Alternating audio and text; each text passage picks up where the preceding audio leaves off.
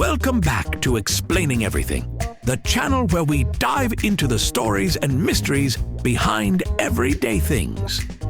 Today's question comes from one of our curious viewers, Workaholic Waffles.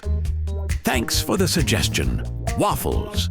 You asked, how did the 8-hour workday become the standard? Great question. Because if you've ever sat at your desk, watching the clock move slower than a snail on a coffee break, you might have wondered, who thought 8 hours was a good idea? Spoiler alert, it wasn't anyone who liked fun. But fear not. Today, we're diving into the chaotic history of how the 8-hour workday became the norm. From factory workers revolting to Henry Ford, somehow becoming the hero we didn't expect, we'll cover it all. So if you're watching this video while working, no judgment, stick around.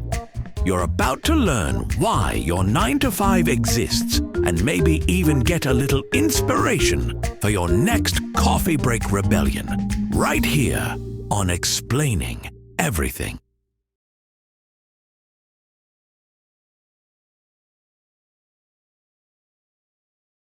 Before the 8-hour workday, people worked a lot, like might as well live at your job levels of a lot. During the Industrial Revolution, it was common for factory workers to pull 12, 14, or even 16-hour shifts. And the conditions? Imagine trying to build a pyramid, but instead of ancient Egypt, it's a smoky factory with gears that could accidentally take your arm. And kids? Oh, they weren't playing hopscotch. Nope. They were often working alongside adults because child labor laws weren't a thing yet. Picture a 7-year-old operating a massive machine, fueled by questionable factory snacks. Why? Because factory owners believed more hours meant more productivity. But here's the kicker. People were exhausted. Shocking, I know. Productivity dropped, people got hurt, and the general mood was slightly less cheerful than a funeral. In the early 1800s, a man named Robert Owen looked around at the overworked, underpaid masses and thought, maybe we should treat people like people. Wild concept. Owen, a factory owner himself, introduced the groundbreaking idea of 8 hours labor, 8 hours recreation, 8 hours rest. He believed that humans weren't just machines with legs. They needed downtime, family time, time to stare at a wall and question their life choices. You know, the usual. Sadly, the other factory owners heard Owen's idea and responded with something along the lines of, "Lol, no." The idea didn't exactly spread like wildfire. It was more like a slow burn in a wet forest.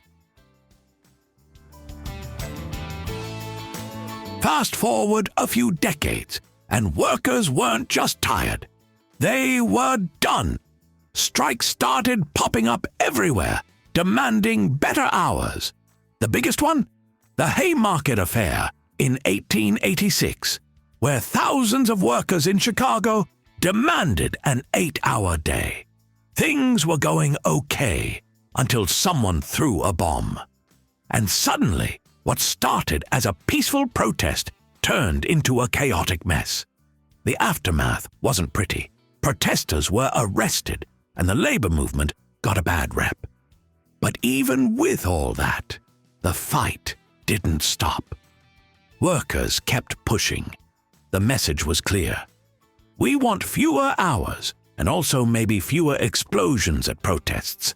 Thanks.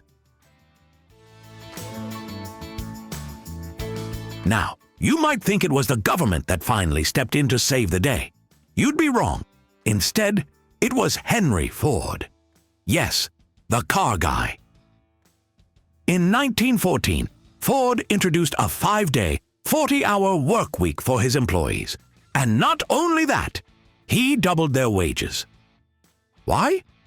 Was he suddenly a champion of workers' rights? Not exactly. Ford just realized that overworked people weren't exactly building top-notch Model Ts. And, get this, if his workers had free time and extra cash, they'd probably spend it on a Ford car. Genius? Absolutely. Kind-hearted? Let's not get carried away. But whatever his motives, Ford's plan worked. Productivity went up, turnover dropped, and the whole 8-hour day thing started to catch on. Other companies saw this and thought, wait, happy workers are good? It wasn't until 1938, yep, over 100 years after Robert Owen's initial idea, that the U.S. government decided to make the 8-hour workday official. Thanks to the Fair Labor Standards Act, a 40-hour work week became the law of the land. Workers finally had rights, weekends became a thing, and the concept of working to live instead of living to work gained traction. But wait, if this system was meant to keep us from being overworked, why does it still feel like we're perpetually exhausted? Welcome to the 21st century, where the 8-hour workday is technically still a thing, but so is answering emails at 11 p.m. The lines between on and off hours are about as clear as your coworker's webcam during a Zoom call. Remote work, side hustles, gig jobs, it's all blurred together. And don't even get me started on the people who brag about working 70-hour weeks like it's a badge of honor. Congratulations, Chad. You've unlocked the no social life achievement. Studies now show that most people are productive for only 3 to 4 hours a day. The rest, a delightful blend of pretending to work, doom scrolling, and watching videos like this one. So, what's the future of the workday? Some companies are testing out 4-day work weeks and finding that people are not only happier, but also more productive. Others are experimenting with shorter shifts, proving that squeezing productivity out of people like they're human oranges isn't the only way. Because here's the thing, we're not machines. We're humans who need breaks, naps, and maybe a cat video or two to get through the day. So the next time you're staring at the clock, wondering how time can move so slowly, just remember, you're part of a system that's over a century old. And maybe, just maybe, it's time for a new one.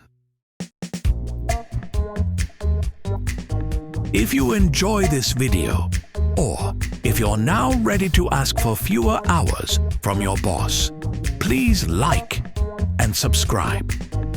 Also, if you have suggestions for our next video, feel free to share them in the comments below. We'll be sure to give you an acknowledgement for your contribution.